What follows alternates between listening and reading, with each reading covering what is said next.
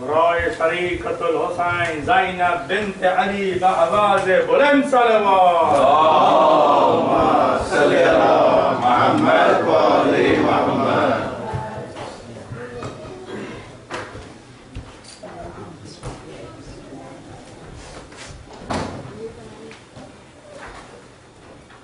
ایک دفعہ سورہ الحمد و 3 دفعہ سورہ اخلاص صاحب خانہ کی مرحومی کے لیے اپنے اپنے مرحومین شہداء صلحاء علماء اور کل برسی کی شہید حسین حسینی کی صلوات کے لیے ساتھ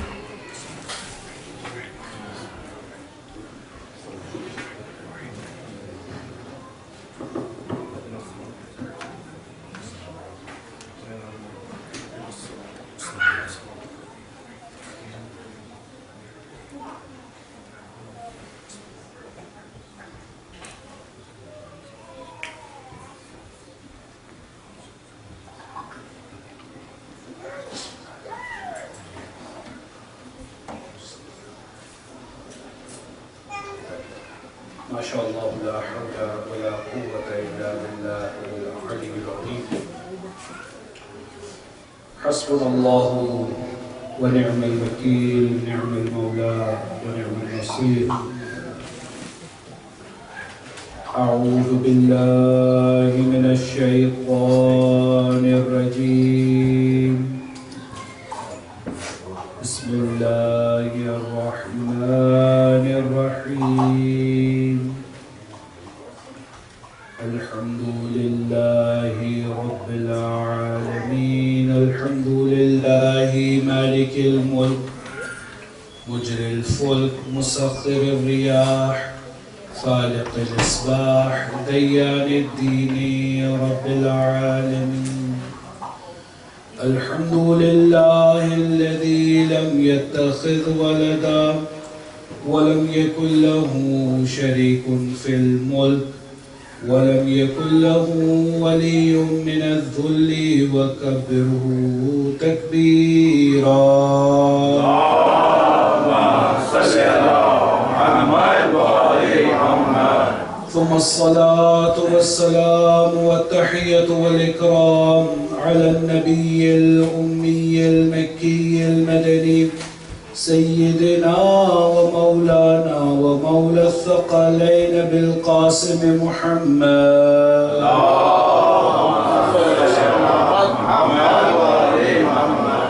وعلى أهل بيته الطيبين الطاهرين المعصومين المظلومين الغر الميامين الذين أذهب الله عنهم الرجس وطهرهم تطهيرا.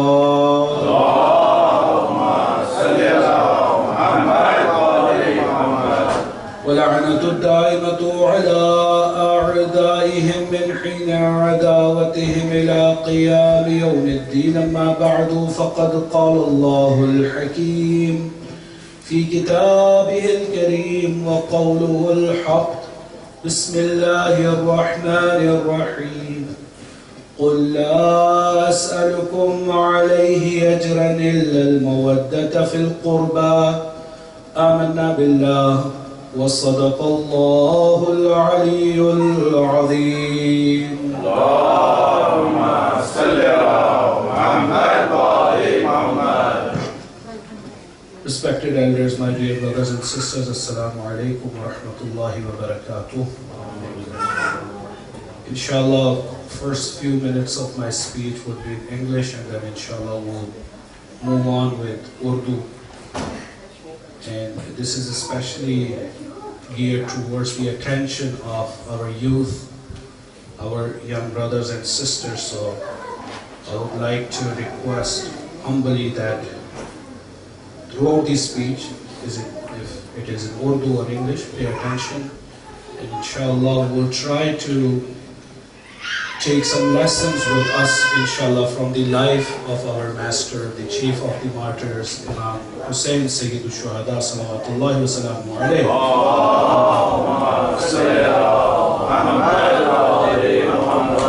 However, before we begin, I would like to draw our attentions towards our master, and especially this this day being immediately a week after the day of Ashura, as our hearts are geared towards Imam Sayyid al-Shuhada and the martyrs of Karbala. So let's begin today's majlis by sending our salams and salutations, and keeping your imagination as we are standing in Karbala, and inshallah Allah will give us the opportunity to go there and say our salams, inshallah.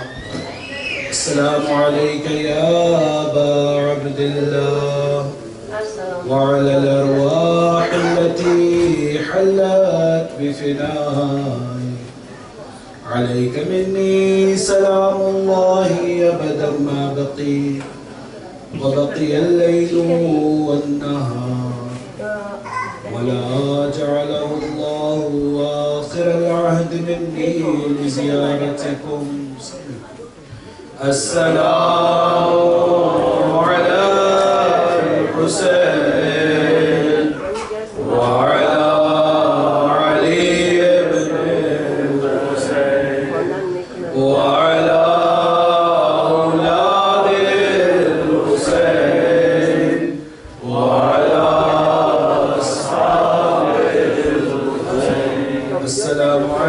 جميع الشهداء كربلاء ورحمة الله وبركاته. اللهم صل على محمد وعلى محمد. For the acceptance of our du'as, for the forgiveness of our sins, and especially for the hastening in the repentance of Imam of our time, Imam al-Hujjah, recite a loud salawat. Allahumma salli ala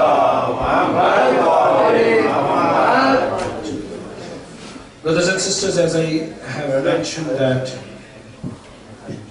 just last week we have commemorated the martyrdom of our master, the leader of the youth of paradise, the one who is introduced by the Prophet of Islam for us, being a lantern of light and the ark of salvation. In al-Husayna misbahul huda wa safinatul najat. Verily, the example of Husayn ibn Ali is the similitude of the beacon of a light, the lantern, a lighthouse. It's a wonderful allegorical example through this wonderful hadith of the Prophet, because he has given this example of a lighthouse and the allegorical example of an ark of salvation. And through history we are well aware of the ark of Prophet Noah, which was indeed a unique example which has saved the humanity. So naturally, every human being has this tendency to be a successful individual in worldly life, especially when we speak about the individual who have a limited horizon in their lives, who see the world as a final abode to them. However, when we look at the deeper understanding, especially the people who believe in hereafter, the life after death, no matter they are the followers of the religions. For instance, we have Abrahamic religions, Judaism, Christianity, and Islam.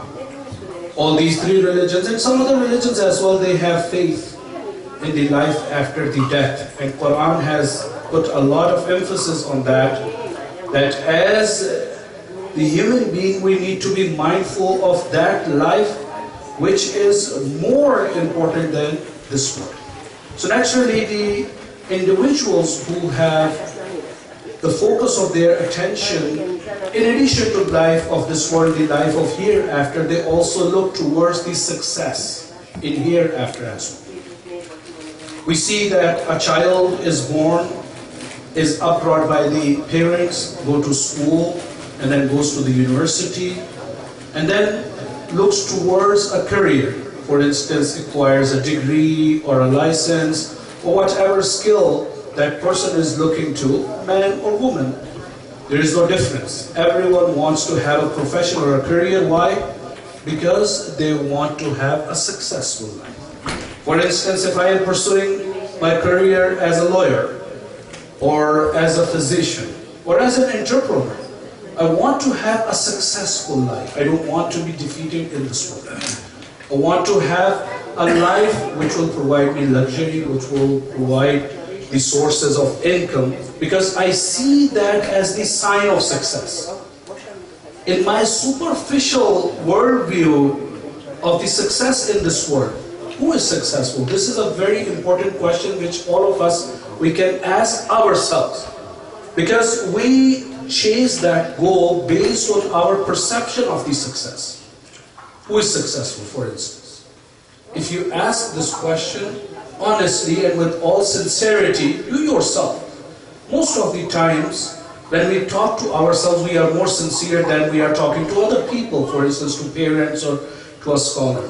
So in my worldview, someone who has, for instance, a wonderful car, for instance, or has a wonderful big house, or has a good job, or for instance has a lot in the bank accounts, or a lot in retirement accounts. So we see that as the measures of the success, therefore we start investing in that right from the beginning of our career. So we think about 401k plan, we think about the retirement plan, we think about the house we will have after 30 years. So naturally, in this superficial view, we look towards that success which is materialistic success. The reason why I'm saying it is materialistic, and do not take me wrong, inshallah I will explain that there is nothing wrong in having a vision about a good, pleasurable, a luxurious life in this world. There is nothing wrong in that. Islam has not condemned a life of luxury or a life of worldly standards, a good life. Islam has condemned the attachment to this worldly life. So Islam says it's okay if you want to have a lot of money. Islam says it is okay if you want to have good houses, good cars, good phones, but do not attach yourself to these things which are belonging to this world. They should not own you. You should own them. They should not distract you from your motive, your goals, and your mission for hereafter. So this is one worldview. There is another worldview about the success in hereafter. And here, Islam plays a vital role. Or when we look at the different individuals in the society, whatever religion, whatever ideology or doctrine they are following, they have their own measures. Speaking about Islam, Islam says that the life after this life is not only lengthier, but it has unlimited amount of duration. So in this world, we see sometimes we work, sometimes one job, sometimes two jobs, sometimes three jobs. I have seen people, they only sleep 2 hours, 3 hours. So they just want to earn more. They have a lot, but they still want to earn more. They wake up and their phone, where stock is going on. For instance, China market, Karachi Stock Exchange, New York Stock Exchange, London Stock Exchange. So they are always looking at that. They want to earn more and more and more. So they see that although that is bringing anxiety to them, but they want to have a peaceful life for how long? 30 years, 40 years, 50 years, 80 years, 100 years. I haven't seen anyone these days is living more than 118 years, for instance. That limited amount of time, and I am investing all of my time, 8 hours, 10 hours, 12 hours, 16 hours of my life, just to have the luxury in that limited life for 60 years. And I am completely oblivious and forgetful of the life which has no end. How much I have worked for that life.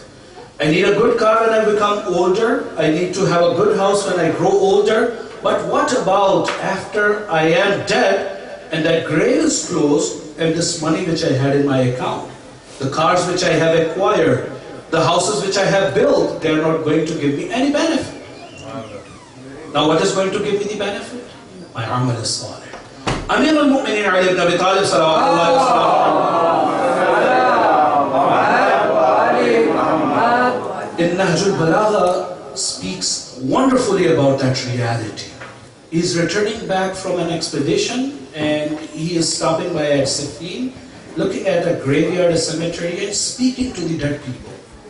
And he says, "O people of that solitude, O people of that loneliness place, let me tell you what happened after your death.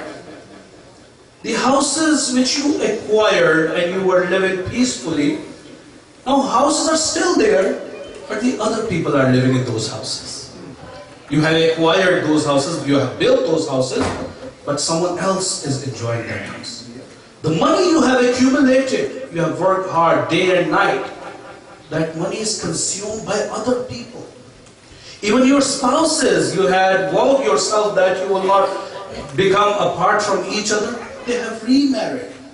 So if you want me to tell you the news, after your demise, these are the news. The houses are taken by other people, the wealth is consumed by other people, the spouses have remarried, all the belongings are distributed." And then he had some companions around him, and he says that if I were to ask them, that tell me a news from your world, this is the news I have given you from this world from which you have departed. And if they are given the permission, they would tell that the world in which we are living, the only thing which has given us the benefit was taqwa, amal salih, the righteous deed. The deeds which we have acquired and performed during our life were beneficial to us. Inna khayr az-zad at-taqwa, the best of the provision. So the currency of hereafter is not crypto, it's not Bitcoin. We need to have a currency which will work there. So we are very smart. So we look ahead. Nowadays when we speak about the smart person is someone in our ideology, in our definition or worldly definition. When I say our, not necessarily this gathering or the followers of Ahlul Bayt. The world in which we live. Who is the smartest person? Who knows how to make 2 into 2? 4? No. 40? No. 400 times. So we want to invest today and we want to see in 20 years multifold. So that's a smartness. When someone comes and asks Imam Hussein Sayyid al-Shuhada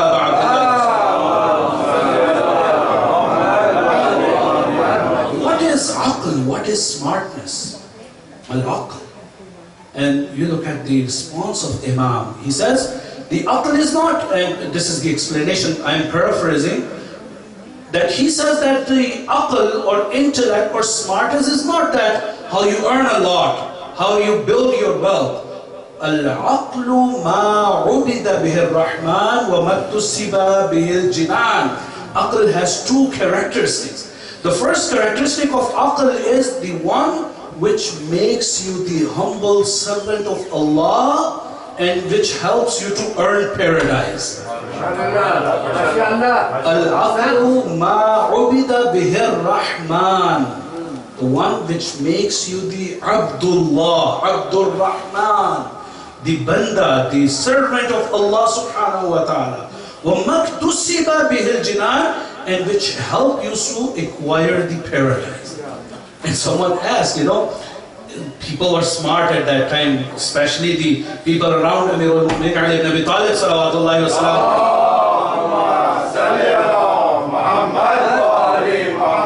As Amirul Mu'minin is not an ordinary individual. Amirul Mu'minin is the one who sits on the member of ilm and he says, Saluni, Saluni, qabla an tafqiduni. Have you ever seen someone in the entire history who sits on a pulpit and asks people, ask me whatever you want to ask? And then he says, I know the ways of the heavens and the earths better than the ways of this world. This is the knowledge of Amirul Mu'mineen. When Amirul Mu'mineen uttered these words, someone went and asked that, Ya Imam, you have talked about this smartness and aql. What about Muawiyah ibn Abi Sufyan? You know, that cunning person. And Imam says, تِلْكَ النَّكِرَاتِ الشَّيْطَانَ. What you see, those are the shabihatul aql. They are not the actual aql. They are the illusions of aql. They are similar to aql, but those are the temptations of shaitan. Those are the nakirat of the shaitan. When you see, sometimes you say, for instance, since we have mentioned Muawiyah as well, so it's okay to mention that example as well, cunning fox. So you don't say the smartness and the intelligence of a fox. It's not an intelligence of good, it's cunning. So you see, when these animals, they hunt, they have different strategies. So Muawiyah ibn Abi Sufyan says, that strategy which they had, that was inspired by shaitan, नकराती शैतानी. तो अज़ीज़ान मोहतरम, मैंने आपके सामने चिराग़ हिदायत और सफ़ीनतुन निजात की बात. हिदायत के लिए मकसद हमारे पास ये होना चाहिए कि वो चिराग जो इंसान को इस दुनिया में भी कामयाब करे और आखिरत में भी कामयाब करे, यानी हर इंसान का हदफ है.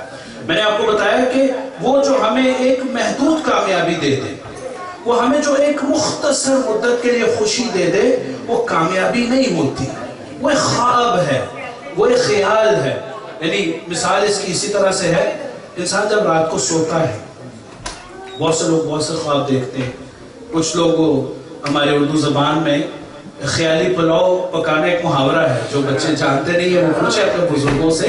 यानी वो ख्याली पुलाव इंसान जब पकाता है, यानी नींद में या ख्याल में बैठ के अपनी एक दुनिया बुन रहा होता है, एक अपने ख्यालात की रो में बह रहा होता है, और वो यानी अगर इमारत में देखा जाए तो कहाँ से कहाँ पहुँच जाता है. अपने रुतबे में देखे तो कई मुल्कों का वज़ीर आज़म और बादशाह बन जाता है. उसको रोकने वाला नहीं होता, सिवाय इसके कि उसका जब शाना पकड़ के हिलाया जाता है, उठो काम पे जाना है. तो वो अपने नौकर चाकर को ढूंढ रहा होता है, नहीं ये जिंदगी है, जाके अब काम पे जाना है. इस्लाम हमें हुक्म ये दे रहा है कि उस ख्याली जिंदगी से बाहर आए. इमाम हुसैन सैयदुश शुहदा अबा अब्दुल्लाह हुसैन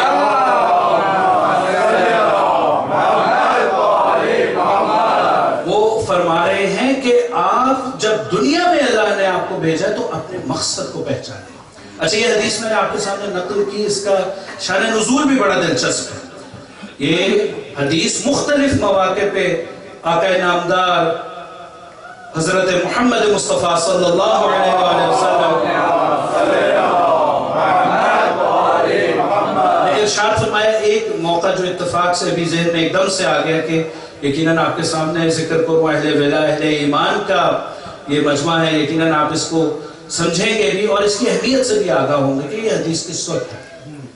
अगर नामदार मस्जिद में बैठे हैं और खुतबा इरशाद फरमा रहे हैं, असहाब का मजमा है, और इसी असना में जब असहाब से गुफ्तगू कर रहे हैं तो पिछली जानिब से मस्जिद में जन्नत का वो शहजादा दाखिल होता है कि जिसे हुसैन कहते हैं. अच्छा, अब दौरान खिताब आका नामदार देखते हैं कि वो बच्चा जिसने अपना कुर्ता पहना हुआ, और कुर्ता शायद लंबा था या जिस तरह से भी था, पाँव उलझा और ये बच्चा अपनी जगह से थोड़ा सा लड़खड़ाया.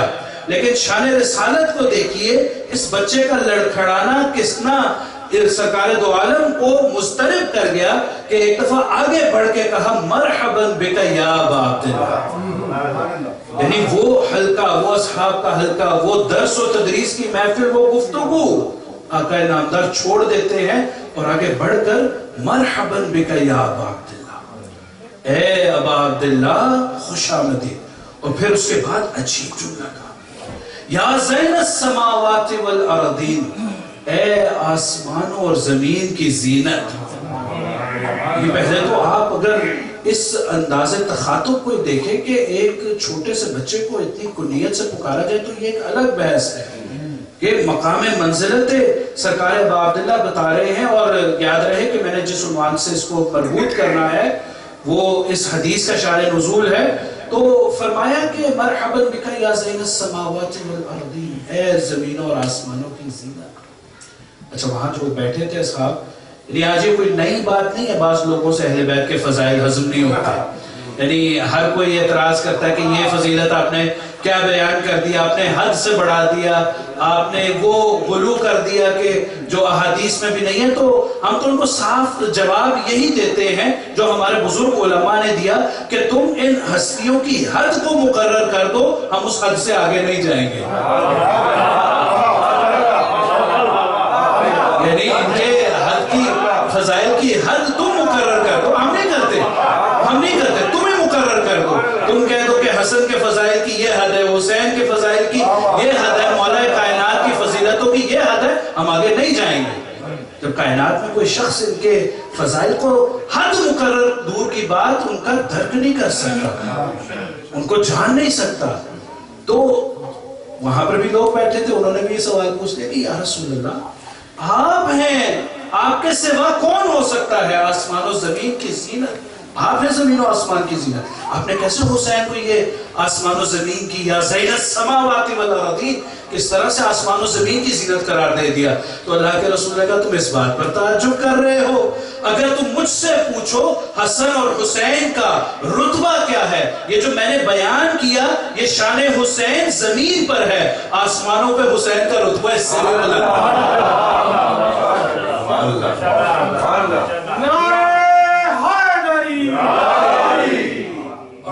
امام زمانہ بلند تر صلوات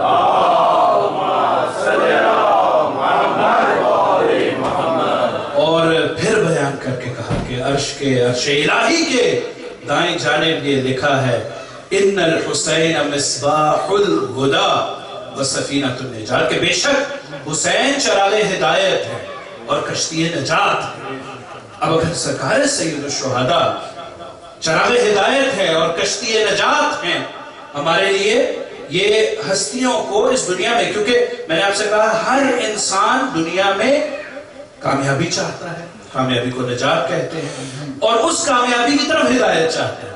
یعنی سرکار دو عالم اس بشری عقل کو مخاطب کر کے کہ کائنات کا ہر آنے والا فرد یہ سوال اپنے آپ سے پوچھے گا کہ دنیا و آخرت میں کامیابی کی ضمانت کیا ہے. یعنی ہر انسان کامیابی پر پہنچنا چاہتا ہے، ہر انسان اس دنیا کی بھی کامیابی چاہتا ہے. جیسے میں نے انگریزی کے حصے میں کہا، وہ چاہے دنیا میں انویسٹ کر کے ہو، چاہے وہ پروفیشن اور کریئر کی وجہ سے ہو یا کسی بھی طریقے سے ہو، ہر انسان کامیابی چاہتا ہے اور اس کامیابی میں پہنچنے کے لیے ہدایت چاہتا ہے. یعنی اگر میں یہ صحیح نہ کہتا ہوں تو آپ دیکھیں کہ دنیا میں یعنی یہ 500 فارچونر سے زیادہ آپ کو وہ انڈسٹری ملے گی جو آپ کو بتائے گی کہ انویسٹ کام کرنا ہے. یعنی آپ کو کاؤنسلنگ سب سے زیادہ یہ ملے گی کہ آپ کو دنیا میں کامیابی کے طریقے گزارنے کیسے ہیں. اچھا وہ تو ایک کاروبار چل ہی رہا ہے نا، یعنی آپ کو انویسٹ کس طرح کرنا ہے، آپ کو ڈپریشن کس طرح دور کرنا ہے، آپ کو زندگی کس طرح گزارنی ہے. میں سمجھتا ہوں کہ اسلام نے انسان کو اس کی اوقات یاد دلانے کے لیے آج اس دوراہے پر آ کر کھڑا کر دیا ہے کہ اگر انسان اپنی عقل سے فیصلہ کر سکتا ہوتا تو ہر چیز میں لوگوں کے مشورے کا محتاج نہ ہوتا. آج آپ انسان دیکھیں، میں پچھلے دنوں ایک پڑھ رہا تھا کہ آج کل نوکریاں کیا کیا معاشرے میں نکلی ہوئی ہیں کہ بہت سے لوگ ایسے لوگوں کو ہائر کر رہے ہیں جو گھر میں آ کے انہیں بتائیں کہ چمچے کس طرح رکھنے ہیں، کپڑے طے کس طرح کرنے ہیں، کتابیں کس طرح سے رکھنی ہیں، یعنی ان کو آرگنائز کس طرح کرنا ہے. یعنی سمجھ یہ آ رہی ہے کہ انسان اگر صرف اپنے آپ پر بھروسہ کرے تو انسان اتنا پست ہے کہ وہ اپنے امور کو بھی جان نہیں سکتا. لہٰذا اس کو ایک ایسے ہادی کی، ایک ایسے رہبر کی، ایک ایسے رہنما کی، ایک ایسے امام کی ضرورت ہے جو اس کو بتائے دنیا میں بھی کیسے کامیاب ہونا ہے، آخرت میں بھی کیسے کامیاب ہونا ہے.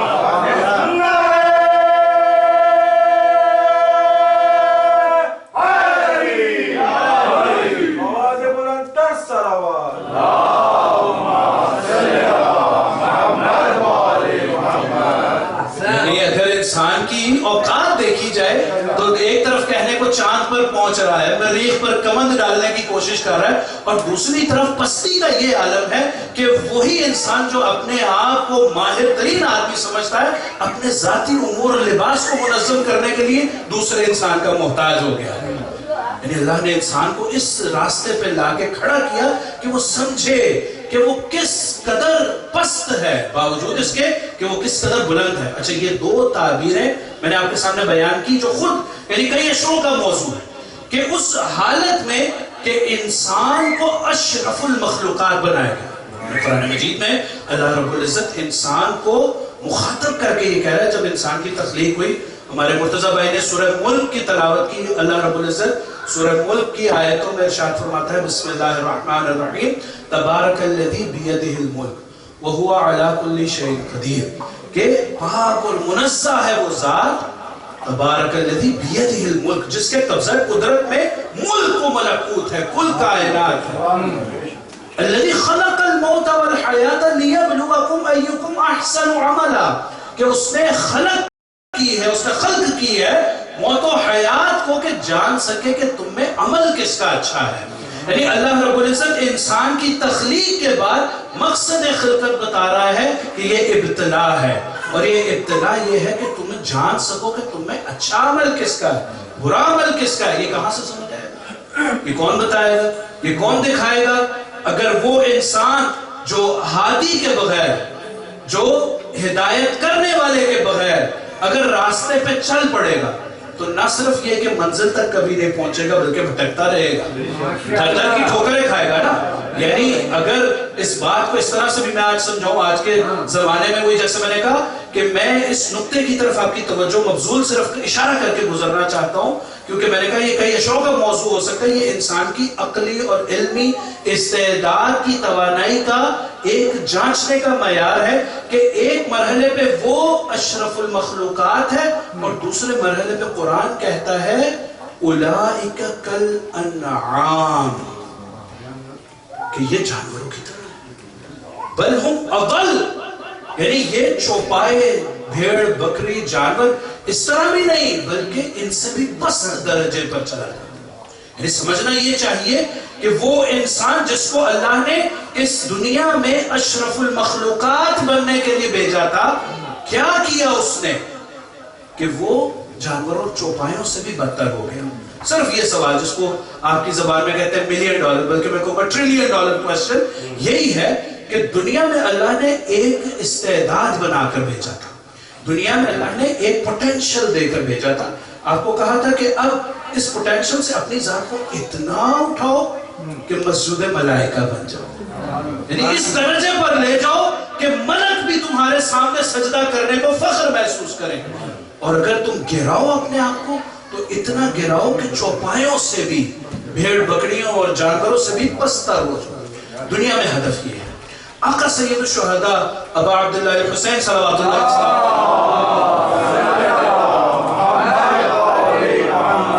جب کربلا سے نکل رہے ہیں، کربلا کے لیے نکل رہے ہیں مکے اور مدینہ سے، پہلے مدینہ سے نکلے پھر مکہ سے نکلے تو اپنے مقصد کو بیان کر رہے ہیں. ارشاد فرما رہے ہیں کہ سمجھ لو کہ میں ایسے ہی، یعنی بعض اوقات ہم بڑی یعنی ایک بالکل عدم علم سے یہ بات سن لیتے ہیں، سوچ لیتے ہیں کہ آقا مدینے سے نکلے مکہ آئے اور کربلا میں شہید ہو گئے، جیسے یہ ایک طے شدہ ایک حادثہ اور اتفاق تھا جس معلوم نہیں تھا. نہیں ایسا نہیں ہے. آقا سید الشہداء چراغ ہدایت ہیں، یعنی کائنات میں مثال بنا کر بھیجا گیا ہے، کائنات میں امام برحق اور ہادی بنا کر بھیجا گیا ہے. یعنی جب مولا سے چھٹے امام جعفر صادق صلوات اللہ علیہ وسلم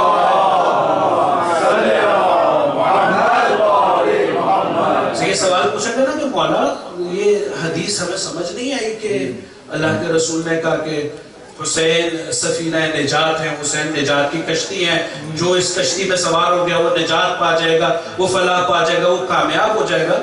تو کیا آپ سب سفینہ نجات نہیں؟ سوال ذہن میں آتا ہے کہ چھٹے امام، پانچویں امام، چوتھے امام، پہلے امام، 12ویں امام، 11ویں امام سب سفینہ نجات. کہا بالکل ایسے ہی ہے کہ ہم سب کے سب نجات کی کشتیاں ہیں، لیکن حسین کا سفینہ اسرع سب سے تیز چلنے والا ہے. حسینیت زندہ باد، حسینیت زندہ باد، حسینیت زندہ باد. اور خوشنودی امام زمانہ بلند تر صلوات. وہ جو سفینہ حسین کا سوار ہو گیا وہ ہدایت اور نجات کی منزل پہ فوراً پہنچے گا. تو سرکار سید الشہداء کو یہ ہدایت کا کام کرنا ہے، اسی لیے نکلتے ہوئے بتا رہے ہیں کہ میں ایسے نہیں جا رہا کہ بغیر کسی مقصد کے. کربلا حادثہ نہیں ہے، اتفاق نہیں ہے، سرکار سید الشہداء نے تیاری کی ہے. ایک ایک حرکت پہ، ایک ایک جسے ہماری زبان میں کہا جاتا ہے ڈیٹیل اورینٹڈ ہونا، ایک ایک جزئی چیز کا اہتمام کیا ہے. آپ سنتے ہیں مسائل میں، مثال کے طور پہ آپ نے سنا ہوگا کہ سرکار وفا سید الشہداء سرکار وفا کو پرچم دے رہے ہیں، پرچم دیے میمنے کا اس کے لیے، میسرے کا اس کے لیے، قلب لشکر کا، لیکن ایک پرچم اپنے پاس روک لیا کہ یہ پرچم کس کے لیے ہے؟ یہ وہ حبیب ابن مظاہر جو مجھ سے آ کے ملحق ہوگا کربلا، یعنی نکل رہے ہیں مکہ سے، کربلا پہنچنے سے پہلے پرچم روک رہے ہیں، کیونکہ معلوم ہے، جانتے ہیں، اہتمام کیا سرکار سید الشہداء۔ کبھی مت سوچئے کہ کربلا کا واقع ایک حادثہ تھا، اتفاق تھا کہ سرکار سے آشنا نہیں تھے، یہ باقاعدہ ایک منصوبہ تھا انسانیت کو بچانے کا، دین کو بچانے کا پورا ایک منصوبہ سرکار سید الشہداء کو ابتدا سے خبر دی گئی۔ وہ روایتیں ہم نہیں سنتے کہ پیدائش کے ساتھ گریہ کیا جا رہا ہے، بار بار یاد دلایا جا رہا ہے، مولا صفین سے واپسی پہ کربلا سے گزر رہے ہیں، مولا کائنات ذکر کر رہے ہیں، یعنی ہر چیز، یعنی اس حد تک امام حسین نے کربلا کی تیاری اور اہتمام کیا ہے کہ کائنات میں آخری شخص بھی کربلا سے ہدایت لے، کائنات میں رہنے والا آخری شخص بھی سفینہ حسین کا سوار ہو کے نجات پالے۔ اتنا اہتمام کیا کہ ایک مثال کے طور پر عرض کرتا ہوں کہ روز عاشوراء سرکار سید الشہداء نے اپنی سواری کو خیمے کے ستون کے ساتھ باندھا ہے اور پھر منگوایا ہے اس ناقے کو، اس اونٹنی کو کہ جو رسول اللہ استعمال کیا کرتے تھے، یعنی وہ اونٹنی منگوائی، پھر کہا مجھے وہ عبا لا کر دو جو میرے نانا اپنے دوش پہ رکھا کرتے تھے، پھر کہا مجھے وہ عصا لا کر دو جو میرے نانا اپنے ہاتھ میں پکڑا کرتے تھے، وہ انگوٹھی منگوائی، اور پھر اس ناقہ رسول اللہ پہ سوار ہو کے، عبائے رسول اللہ سے مزین ہو کے، ہاتھ میں وہ عصائے رسول اللہ کو پکڑ کے اور اس انگشتر سے زیب تن ہو کے لوگوں میں جا کر اس حجت کو پورا کرنا۔ سوال پیدا ہوتا ہے کہ کیا ایک دم سے یہ سب چیزیں ایک دم سے حاضر ہو گئی؟ نہیں، مدینہ سے چلتے ہوئے اہتمام کیا گیا تھا، باقاعدہ چیزوں کو لے کر کے جایا گیا تھا، اور پھر جب اتمام حجت کر دی، خطبہ بیان کر دیا، لوگوں کو دکھا دیا کہ اگر اس روئے زمین پہ اگر کوئی الہی نمائندہ ہو سکتا ہے، اگر کوئی رسالت کے مشن کا وارث اور جانثار ہو سکتا ہے تو وہ کوئی اور نہیں، حسین سید الشہداء ہے۔ یعنی اس چیز کا اعلان کر رہے ہیں کہ کائنات میں جب تک یہ صدائیں گونجتی رہیں گی، السلام علیکہ یا وارث آدم صفوت اللہ، السلام علیکہ یا وارث نوح نبی اللہ، یا وارث ابراہیم خلیل اللہ، یا وارث موسیٰ کلیم اللہ، یا وارث عیسیٰ روح اللہ، یا وارث محمد مصطفیٰ صلی اللہ علیہ وسلم، آ کر کے کربلا کے میدان میں مجسم ہو کے دکھا رہے ہیں کہ اگر کوئی آ کر دیکھے کہ اللہ کے اس دین کو جس کو آدم لے کر آئے، جس کو نوح لے کر آئے، جس کو ابراہیم لے کر آئے، جس کو اسماعیل لے کر آئے، جس کو عیسیٰ لے کر آئے، جس کو محمد مصطفیٰ نے پایا تکمیل تک پہنچایا، اگر کوئی اس کا وارث ہو سکتا ہے تو وہ حسین ہے۔ پورا اہتمام کیا ہدایت ہے پوری طرح سے، یعنی اس جنگ کو جو آج سمجھا جاتا ہے اور کہا جاتا ہے، کچھ عرصے سے آپ نے محسوس کیا ہوگا یہ سوشل میڈیا پہ اور ہمارے بچوں کو اس چیز میں الجھانے کے لیے کہ دو شہزادوں کی جنگ تھی، ایک بنو امیہ تھا، ایک بنو ہاشم تھا، اور بس یہ ایک منصب کے لیے، ایک حکومت کے لیے۔ آقا سید الشہداء کہ نہیں، چراغ ہدایت ہوں میں، سفینہ نجات ہوں۔ اس وقت خط لے کے کہا انی لم اخرج اشرا ولا بطل ولا مفسد ولا ظالم انما خرجت لطلب الاصلاح فی امتی جدی اريد ان امر بالمعروف وانهى عن المنکر۔ لکھ کے سٹیٹمنٹ، کیونکہ کہی ہوئی سٹیٹمنٹ کو کہے ہوئے میں کوئی ڈاؤٹ کر سکتا ہے، کوئی شک کر سکتا ہے، لکھ کر کے دے دیا کہ میں کسی مالی دنیاوی مقصد کے لیے بلند نہیں ہو رہا، میں حکومت کو اپنے ہاتھ میں لینے کے لیے نہیں نکل رہا ہوں، انما خرجت لطلب الاصلاح فی امتی جدی، میں اپنے نانا کی امت میں اصلاح کے لیے، اس کی حفاظت کے لیے، اس کی ان ارزشوں اور قدروں کو کہ جو یزید پامال کر رہا ہے ان کو بچانے کے لیے آیا، اور میں چاہتا ہوں کہ امر بالمعروف کروں اور نہی عن المنکر کروں۔ اچھا، اسی طرح جب سرکار سید الشہداء ابا عبداللہ حسین صلوات اللہ وسلم علیہ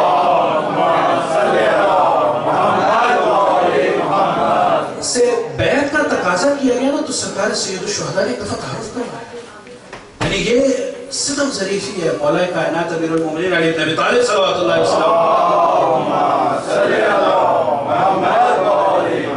رویا کرتے کہتے تھے کہ زمانہ کس طرح سے ہو گیا ہے. یہ مولا کائنات کو جب آپ کے حق سے محروم کیا گیا نا تو کنووں میں منہ ڈال کے رویا کرتے تھے. کس کے سامنے گلا کرتے؟ اس کے سامنے شکوا. یعنی مظلومیت علی پہ اگر آپ غور کریں انسان کا واقعی کلیجہ پھٹ جائے کہ مولا کائنات کی مظلومیت کیا ہے. تو کہا کرتے تھے کہ یہ لوگ میرا مقابلہ میرا موازنہ اس شیطان سے کرتے ہیں معاویہ سے. یعنی یہ دور انسان خود سوچے کہ وہ علی جو فضائل کی معراج پر ہے, وہ علی جو وسیع مصطفیٰ ہے, جو داماد پیغمبر ہے, وہ علی جس کے فضائل کی کوئی حد ہی نہ بیان ہے, اس علی کو کس سے موازنہ کیا جائے؟ اس سے بڑھ کر ظلم کیا ہو سکتا ہے؟ تو آقا سید الشہداء بھی اسی جانب اشارہ کر رہے ہیں کہ مجھے تم کس سے موازنہ کر رہے ہو؟ بیعت کرنے والوں تم سوال کیا کر رہے ہو؟ کس کے بارے میں؟ یزید رجل فاسق شارب الخمر قاتل نفس المحترمہ معلن بالفسق. تم یزید سے میرا مقابلہ کرنا چاہ رہے ہو؟ وہ جو فاسق ہے, جو فاجر ہے, جو زانی ہے, جو علل اعلان فسق کرتا ہے, جو علل اعلان شراب پیتا ہے. تم کہہ رہے ہو میں حسین اس کی بیعت کروں؟ اور پھر عجیب جملہ کہا, تم نے مجھے آگے نہیں دیکھا میں کون ہوں؟ میں گھرانہ عصمت و طہارت کا فرد ہوں. میں وہ ہوں کہ جس کے در پہ وحی آیا کرتی ہے. میں وہ ہوں کہ جس کے در پہ ملائکہ آ کر فخر محسوس کرتے ہیں. وہ کہ جس پر انبیاء کی حجتیں آ کر وراثت بن جائیں. میں تو وہ ہوں. پھر ایک عجیب جملہ کہا. یہ شاید میں سمجھتا ہوں کہ آج کی ساری گفتگو کا ایک جملے میں خلاصہ اپنے ساتھ یہ پیغام لے کر جائیں. امام سید الشہداء نے ایک جملہ ان دو موازنوں کے بعد کہا, مثلی لا یبایع مثلا. یہ نہیں کہا کہ میں حسین ہوں اور وہ یزید ہے, میں گھرانہ عصمت و طہارت کا فرد ہوں, وہ گھرانہ نجاست کا فرد ہے, میں عالم اور مؤمن اور وہ فاسق و فاجر, اس لیے میں حسین اس یزید کی بیعت نہیں کر رہا. یہ نہیں کہا, بلکہ کہا رہتی دنیا تک انسان دیکھ لے جو بھی مجھ حسین جیسا ہے, وہ جس میں کردار یزید ہوگا اس کی بیعت نہیں کرے گا.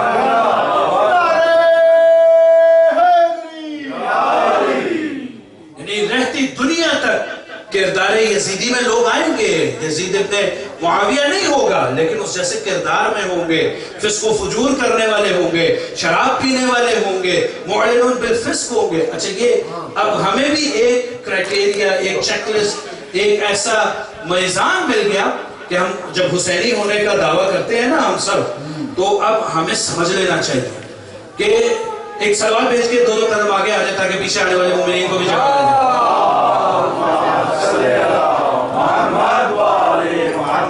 ایک اور بلند سلوات بھیجو.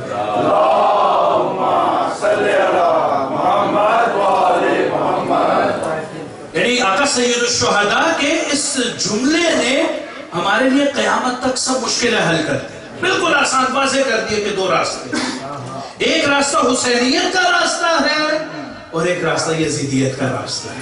یزیدیت کے راستے پہ چلنے والا لازمی نہیں کہ 61 ہجری کا یزید ابن معاویہ ابن ابی سفیان ہو, بلکہ ہر وہ شخص چاہے وہ 2022 میں بھی ہو جس کا کردار یزیدی ہوگا وہ یزید, اور حسین کے کردار پر عمل کرنے والا حسینی ہوگا. کردار کی جنگ ہے.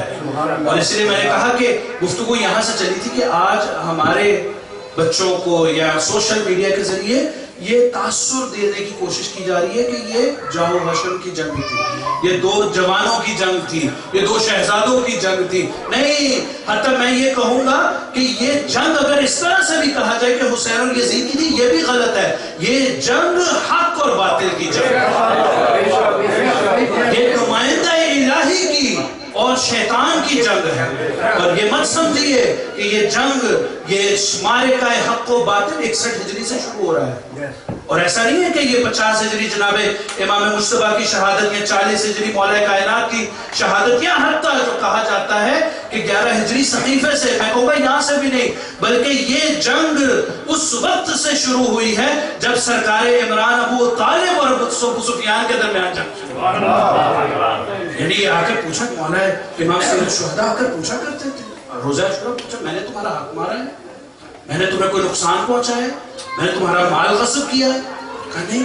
کہا کیوں مارتے ہو؟ عجیب جو بغضاً لأبیک، آپ کے بابا کے بغض میں اتنا بغض ہے سرکار عمران ابو طالب اور ان کے بیٹے علی مرتضیٰ کے ساتھ۔ یعنی یہ سمجھیے اس چیز کو کہ یہ حق و باطل ایک طرف الہی نمائندوں کا سلسلہ ہے اور ایک طرف شیطان کا سلسلہ ہے، ایک طرف حق کے نمائندے ہیں، ایک طرف باطل کے نمائندے ہیں۔ تو سمجھ لینا چاہیے کہ سرکار سید الشہداء جب اعلان کر رہے ہیں کہ ارید ان آمر بالمعروف وانہی عن المنکر، کہ میرے سامنے ایک میزان ہے، میرے سامنے ایک ہدف ہے کہ میں امر بالمعروف کروں اور میں نہی عن المنکر کروں، میں لوگوں کو حق کی طرف بلاؤں، حق کی دعوت دوں اور انہیں حق اور حق کے راستے سے جدا ہونے سے منع کروں اور باطل والوں سے روکوں، باطل کے راستوں پہ چلنے سے روکوں۔ میں نے آپ کے سامنے جس آیت مجیدہ کا سہارا لیا تھا اس پہ 2 جملے اور پھر گفتگو کو سمیٹتے ہوئے منزل مسائل کی طرف بڑھوں گا۔ وہ یہ تھا کہ اب جب سرکار سید الشہداء نے یہ سب اہتمام ہمارے لیے کر دیا تو ہمارا کیا فریضہ ہے؟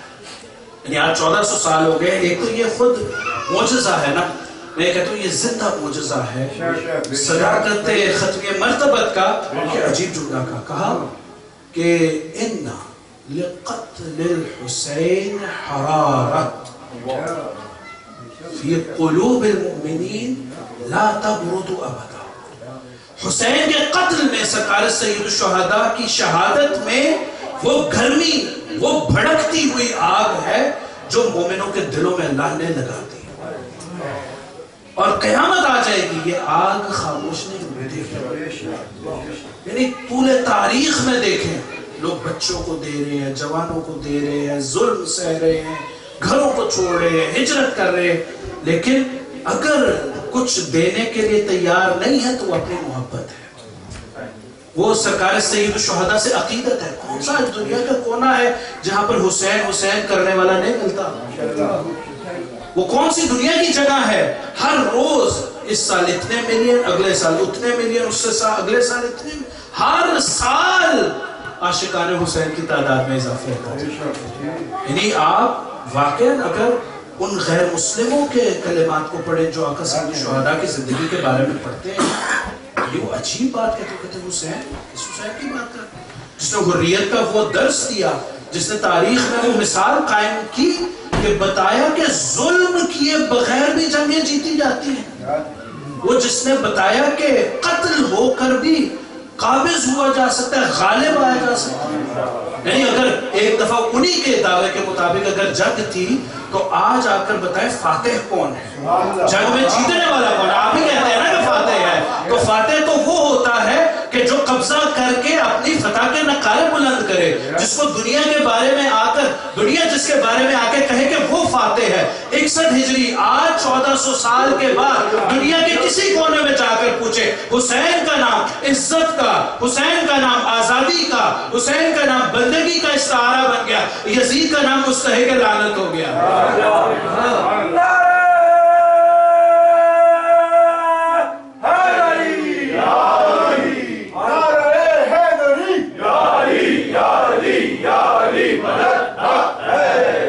میں نے کہا کہ آیت سے ربط دوں گا، آیت پڑھی میں نے، آیت مودت سب لوگ جانتے ہیں، قُلْ لَا أَسْأَلُكُمْ عَلَيْهِ أَجْرًا إِلَّا الْمَوَدَّةَ فِي الْقُرْبَى، اور یہ سب جو اجتماع ہوتے ہیں، مجالس ہوتی ہے، یہ اسی اجر رسالت کی ادائیگی ہے۔ یعنی اس کو اگر یعنی ایک فقہی واجب اپنی جگہ پہ، لیکن اگر انسان اخلاقی واجبات میں سمجھے تو یہ ایک واجب ہے۔ تذکرہ سید الشہداء، یہ ماتم، یہ مجلس، یہ نوحہ، یہ مرثیہ، یہ نیاز، یہ تبرک، یہ زیارت، یہ سب اس خدمت کے سلسلے میں کچھ بھی نہیں ہے۔ کیوں؟ انبیاء کے سلسلے میں قرآن مجید میں بہت سی آیتیں ہیں کہ انبیاء سے آ کے لوگ کہتے تھے کہ آپ نے اتنی محنت کی، ہم نے اتنی مصیبتیں اٹھائیں، ہم آپ کو اجر دیں۔ جواب کیا دیتے تھے؟ قرآن مجید میں آیتیں ہیں کہ میرا اجر اللہ کے اوپر، یہ کہتے ہم نے اللہ کے لیے کام کیا، ہمارا اجر اللہ کے اوپر۔ لیکن سرکار ختمی مرتبت جب اتنا اہم کار رسالت انجام دیں اور وہ کام انجام دیں کہ وہ دین الہی جو نوح اور آدم اور ابراہیم اور اسماعیل اور سلیمان اور داؤد اور 1,24,000 انبیاء کے ساتھ یہاں پر پہنچے کہ غدیر کے دن اعلان ہو کہ آج اس دین کو ولایت علی کے ساتھ کامل کر دیا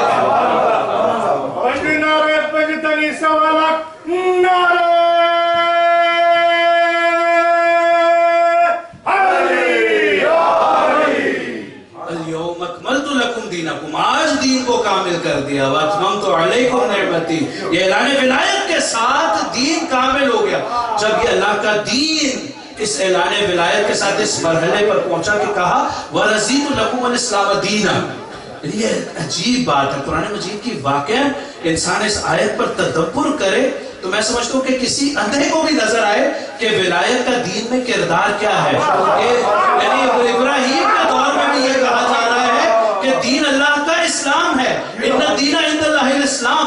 آج تک سبھی انبیاء، نوح نے بھی اسلام دیا، آدم نے بھی اسلام دیا، ابراہیم نے بھی اسلام دیا، موسیٰ نے، عیسیٰ نے، سب نے اسلام دیا، لیکن کبھی اللہ نے اعلان نہیں کیا کہ آج میں اس اسلام سے راضی ہو گیا۔ چمن چمن گلی گلی علی علی علی علی، نگر نگر گلی گلی علی علی علی علی، جبریل کے ٹیچر علی علی، زہرا کے شوہر علی علی، میثم کے آقا علی علی، عباس کے بابا علی علی، حسن کے بابا علی علی، حسین کے بابا علی علی، زینب کے بابا علی علی، جنت میں ملیں گے علی علی، من کنت مولا علی علی، من کنت مولا علی علی، سب مل کر بولو علی علی، ذرا پیار سے بولو علی علی، ذرا زور سے بولو علی علی، نعرہ حیدری یا علی، آواز بلند تر صلوات، اللہم صلی علی محمد و علی محمد۔ آج غدیر میں اليوم اکملت لکم کا اعلان ہوا ورضیت لکم الاسلام دینا، آج میں اس اسلام سے راضی ہوا۔ یعنی وہ اب ایک علماء کا ایک جملہ ہے اور اسی سے سہارا لیتا ہوں، امانت کے طور پہ ذکر کرتا ہوں، اسی عالم دین کے تحت اب میرے ذہن میں نہیں آ رہا کس استاد سے سنا ہے، لیکن انہوں نے ایک عجیب بات کہی کہ شاید مرحوم طالب جوہری کا جملہ ہے یا کسی اور عالم دین کا۔ انہوں نے یہ کہا کہ آ کر کے دیکھو کہ وہ دین اسلام جو ولایت علی کے اقرار کے بغیر رضی اللہ نہیں ہوتا تو لوگ کیسے رضی اللہ ہو سکتے ہیں؟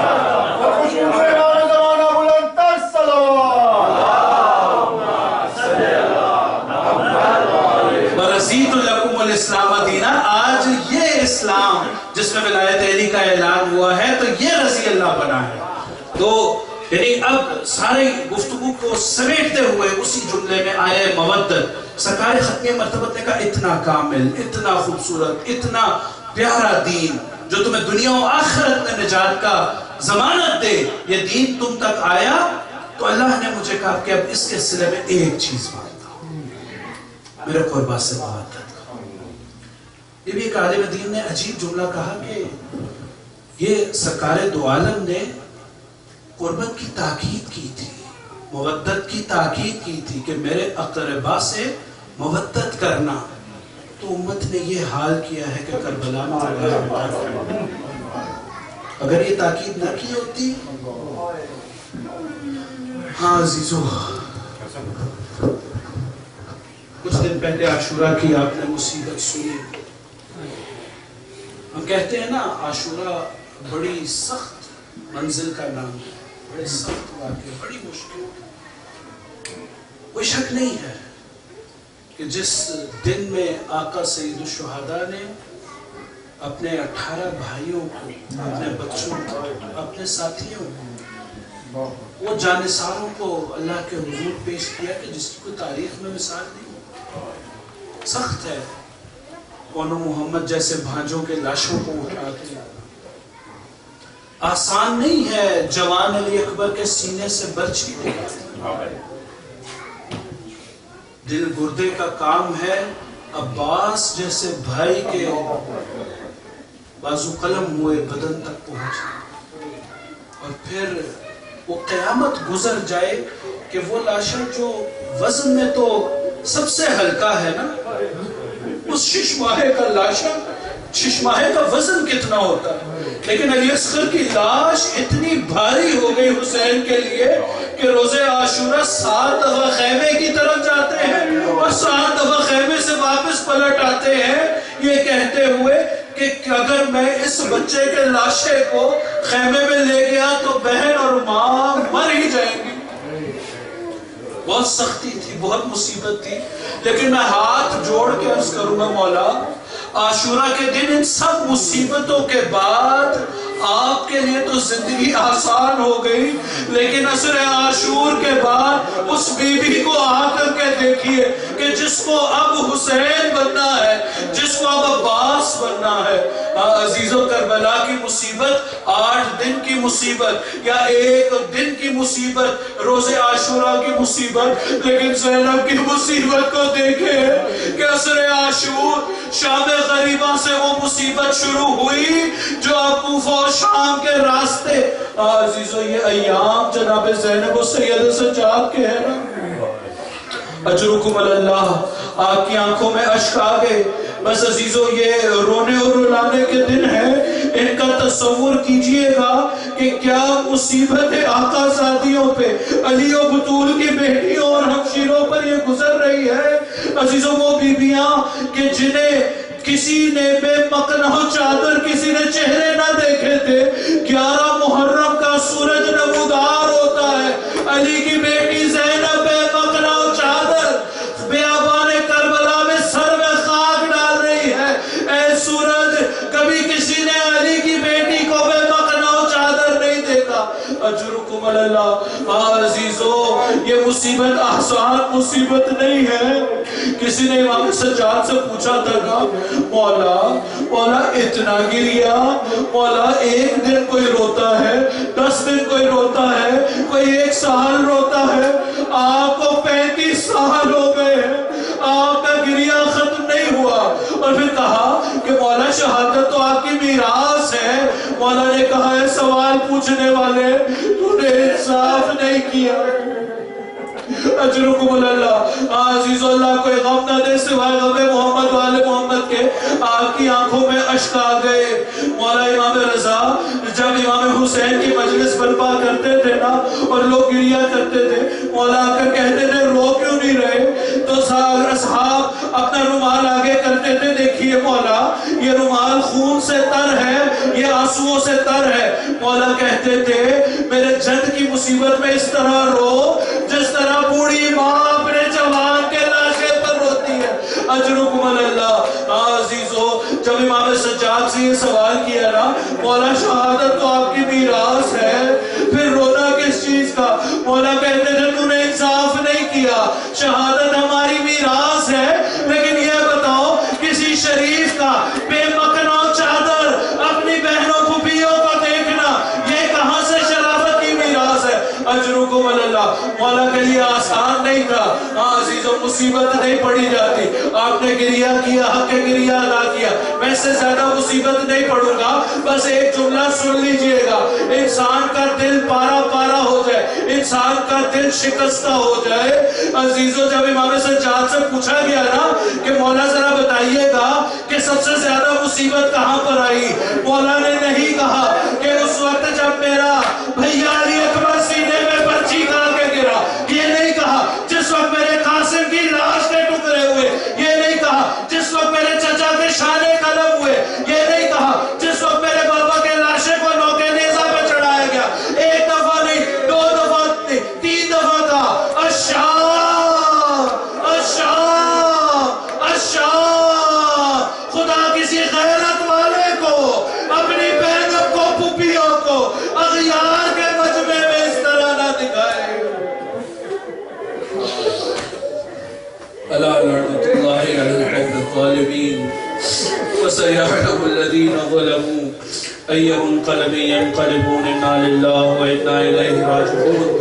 اللهم إنا نسألك وندعوك ونقسم عليك باسمك العظيم الأعظم الأعز الأجل الأكرم. نسمع يا الله يا الله يا الله يا الله يا الله يا الله يا الله يا الله يا الله يا الله يا الله یا رحمان یا رحیم یا مقلب القلوب. مومنین مومنات کا آپ نے گریہ کیا انہی اشکبار آنکھوں کے ساتھ. یقیناً عزائے سید الشہداء میں بہائے گئے یہ آنسو دعاؤں کی استجابت کا وسیلہ ہے. جناب سیدہ کے رومال کی زینت ہیں. بار الہ تجھے واسطہ محمد والے محمد کا جتنے مومنین مومنات یہاں پر تشریف فرما ہے سب کی دلی حاجتوں کو قبول و منظور فرما. بار الہ ہم سب کے گناہان کبیرہ و صغیرہ کو معاف فرما. بار الہ تجھے واسطہ محمد والے محمد کا جو مومنین مومنات مریض ہیں بیمار ہیں سب کو شفا عاجل و کامل عطا فرما. بار الہ جو تنگ دست ہیں وسعت رزق عطا فرما. جو پریشان حال ہیں پریشانیوں کو دور فرما. بار الہ ہمارے مرحومین کی مغفرت فرما. ہمارے مولا و آقا امام زمانہ کے ظہور میں تعجیل فرما. ہم سب کو اس دنیا میں زیارت محمد والے محمد اور آخرت میں شفاعت محمد والے محمد کی شفاعت نصیب فرما. ہمارے مولا کے آوان و انسان میں سے شامل ہونے کی توفیق عطا فرما. امام زمانہ کے ظہور میں تعجیل فرما.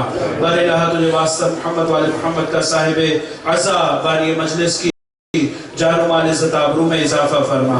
اس گھر میں ہم سب کے گھروں میں خیر و برکت کا نزول فرما. اس گھر سے ہم سب کے گھروں سے بلاؤں کو دور فرما. بار الہ جو حاجتیں ان مومنین مومنات کے دلوں میں ہیں بار الہ تو حاجتوں کو بہتر جانتا ہے. زبان پر لبوں سے آنے سے پہلے قبول فرماتا ہے. بار الہ سب کی حاجتوں کو قبول و منظور فرما. ربنا تقبل منا انک انت السمیع العلیم. آمین یا رب العالمین برحمتک یا ارحم الراحمین. ماتم حسین. یا حسین یا حسین یا حسین یا حسین یا حسین یا حسین یا حسین یا حسین یا حسین یا حسین یا حسین یا حسین.